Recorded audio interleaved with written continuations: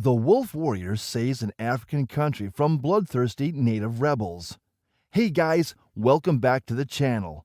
For today's video, I'm going to recap a 2017 Chinese action film called Wolf Warrior 2. The movie is about Leng Feng, China's deadliest special forces operative, known as the Wolf Warrior, who is lying low. But when he crosses paths with a ruthless band of mercenaries led by a volatile and sadistic leader, he must reaffirm his duty as a soldier and protector. So without further ado, let's find out how the highly skilled Wolf Warrior will end the gang's reign of terror. The movie begins with a freighter being attacked by Somalian pirates. The ship immediately goes through an emergency procedure as the attackers immediately started shooting at the crew. So while some of the crew members get killed, others run for their life. That's when an ex-soldier named Feng Leng, who is serving as a mercenary providing security for a freighter delivering relief supplies to Africa, jumps into the water and turns the pirates' boat upside down to defeat them in hand-to-hand combat underwater. He then uses the rope to tie all the pirates together and fastens the rope to the ship. Back on the ship, he grabs a sniper rifle and fires a bullet onto the pirate's head who was approaching the ship on a jet ski from a distance. After Feng successfully foils an attempted hijacking by Somalian pirates, a flashback shows a real estate company demolishing several houses in a neighborhood, including soldier Xiao Fei's house. The soldier's family claims she needs this at his house until Xiao Fei returns home. However, they show no empathy for the soldier's family and started moving the machine in their direction. Right then, Feng and members of his special ops team bring his fallen comrade's remains back to his hometown and inform Mrs. Yu and Mrs. Fei that Xiao Fei passed away in battle. Soon, the gang leader sees this and sneers at them for their patriotism while pointing a gun at Feng's head. In retaliation, Feng knocks him to the ground. The leader then orders his goons to attack the soldier, but soon the police arrives and orders Feng to stand down. After that, the boss gets back up and boasts that he will make the family wish they were dead, enraging Feng, who puts his life and career in danger and kills the boss with his own gun. As a result of his behavior, Feng is sent to a military prison for 2 years and then discharged from the Chinese army. After his release from prison, Feng leaves for Africa, planning to wander aimlessly around the continent. He starts working at the seaport. Since Feng saved the ship from the Somalian hijackers, he has become well known. Feng has formed a special bond with a little boy, Tundu, who refers to him as his godfather. One night, Feng and some locals are partying on a beach playing a drinking game. Feng proves to be a formidable drinker and continues to win over and over. At one point during the night, Feng got drunk and started thinking about his fiancée, Lieutenant Colonel Long Xiaoyun, who was sent on a mission to the African borders. During that time, Feng had been imprisoned, so he couldn't do anything to help her. Feng has been carrying a bullet he found, which was a clue to the kidnapping.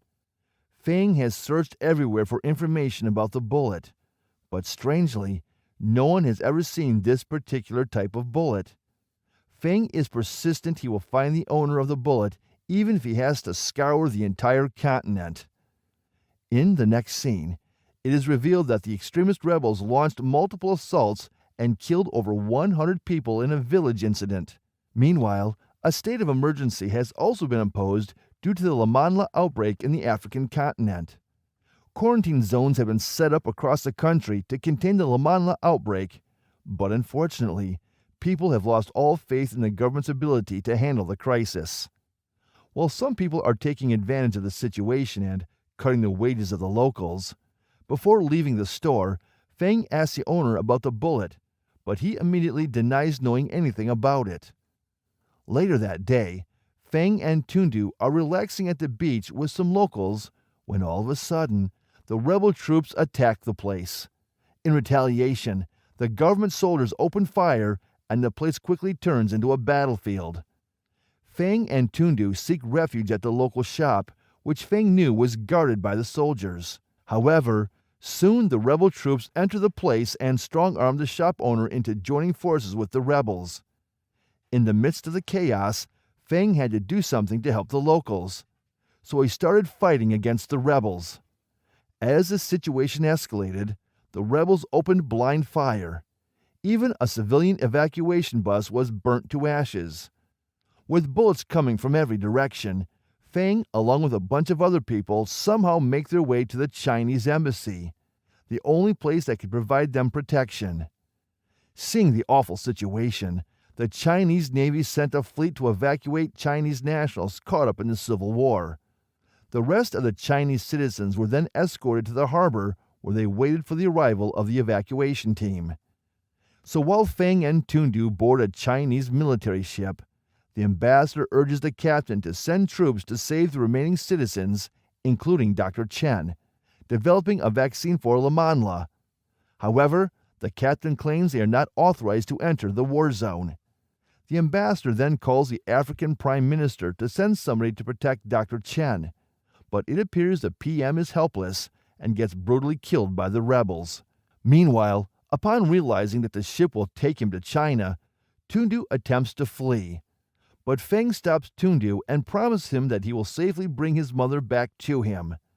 Just then, the shop owner approaches Feng and reveals that the bullet he's been carrying around belongs to a ruthless mercenary from Europe fighting on the side of the rebels.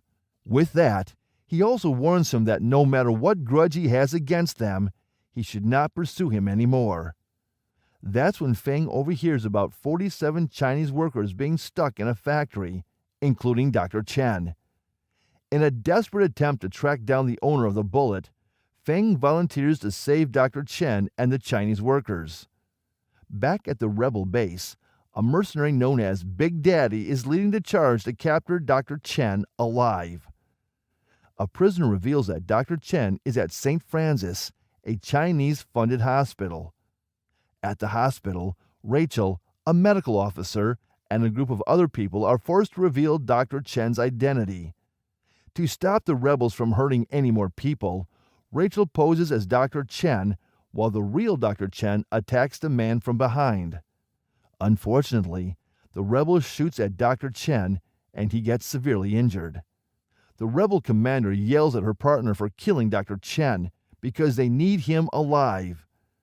As the commander is about to punish Rachel, Feng bursts into the hospital and starts fighting the rebels. A dying Dr. Chen tells Feng to take his daughter, an African girl named Pasha, away from the hospital. The three of them escape in a car. However, the rebels follow them, and Feng is forced to fight them off. At one point, the situation became so intense that Feng loses control of the car, and they crash into a pile of dead people infected with Lamanla. Without realizing it, Feng gets infected with the disease.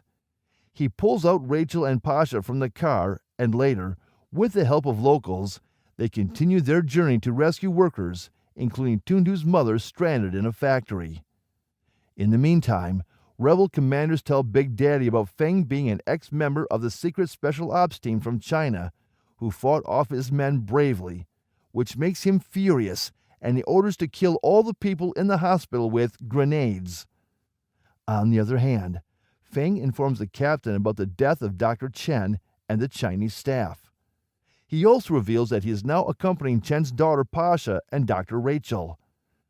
After a long drive, they eventually arrive at the factory where they meet Zhou Yifan, the commander of the security team, and Tundu's mother Nessa. Feng tells them that the commander is sending a helicopter tomorrow to the factory to evacuate all the Chinese citizens.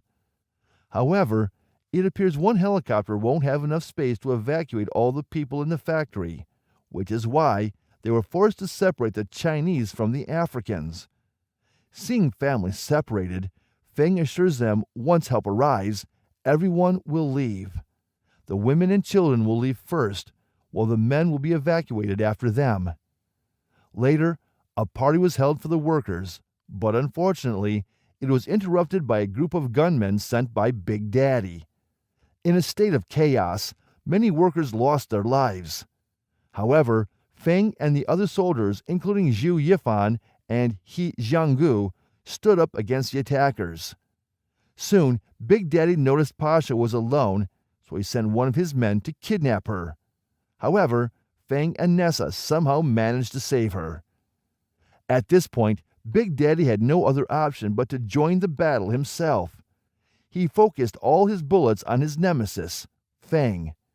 As he's about to shoot Feng, Big Daddy's troops had to withdraw. Turns out, the commander-in-chief is furious at Big Daddy for victimizing Chinese citizens, despite the fact that China was a friendly country. Big Daddy, who is blinded with rage, ends up stabbing the commander. After the fight is over, the factory manager started seeing Feng as a threat, despite the fact that he saved their lives. He's convinced that everything was fine before Feng showed up and disrupted their peace. After Dr. Rachel checks up on him, it is revealed that Feng has started to show symptoms of the Lamanla virus. Scared he might infect others, Feng leaves the place with Dr. Rachel and Pasha. As Feng's condition worsens, she takes care of him. Back at the factory, the rebels take over once again and reprimand the hostages for resistance during the last night's attack. When the rebel commander started battering, Zhu Yifan, He Jianggu, is forced to come clean about being in the military. The next day, Dr. Rachel is amazed to see Feng doing a lot better. Turns out, she had injected him with a dose of the medicine she and Dr. Chen had been working on, and it successfully cured the virus. Rachel continues to explain the rebels wanted to get their hands on the unique antibodies that are rarely found in the blood of Lamanla patients that Dr. Chen wanted to use to create a vaccine. Surprisingly, the only person who had these antibodies in her blood was Pasha. The medicine she injected him was the first successful test of this vaccine. Unfortunately, Dr. Chen is no more to witness the breakthrough that he had been waiting for. The rebels ultimately wanted to take Pasha away from them to seize power from the government, which won't be an easy task now that Feng has regained his strength and is ready to fight back. Feng hand-builds several weapons and tools that he's planning to use to fight the rebel army. On the other hand, the rebel command had fallen under the control of Big Daddy. He dispatched troops to sweep through the forest to find Dr. Feng, Dr. Rachel, and Pasha. With little manpower, Feng was able to get rid of the factory guards one by one with his poisoned arrows and rescues the hostages. Shortly after, Rachel and Pasha arrive with the stolen weapons that were then given to Zhu Yifan and He Jianggu to join the fight alongside Feng. Once they gained control of the situation, they contacted the helicopter evacuation team from the United Nations. Soon, a chopper arrives and Dr. Rachel and Pasha get on board. Unfortunately, the chopper gets attacked by a rocket launcher. Turns out, Big Daddy's troops return from the forests. Once Feng successfully rescues Dr. Rachel and Pasha from the helicopter, they find themselves facing an even more brutal and violent battle as Big Daddy attacks them on tanks. They set up a trap to take them down, and despite their successful attempt, the enemy troops kept coming. The locals take refuge in the basement, but Big Daddy's troops start attacking the factory facilities. On the other hand, Feng gets trapped under the wreckage, but he refused to give up. He takes out his phone and sends a live video of the battlefield to the Naval Command Center. Seeing the people being brutally attacked, the captain launches several destructive missiles to resist the enemy attacks. As the battle continues, Big Daddy hits Leng Feng's protective vest. After observing the bullet, Feng finds out that Big Daddy was indeed the person responsible for Xiangyun's disappearance. Driven by rage, he kills Big Daddy after a brutal fight. The movie ends as Feng leads the survivors in a convoy through rebel territory until they reach the UN camp. In the mid-credits scene, Feng is returned to his military squadron and is shown a video revealing that Xiangyun is still alive. With that being said, this is it for today's video. Let us know what you thought about the movie in the comments section below. Thanks for watching.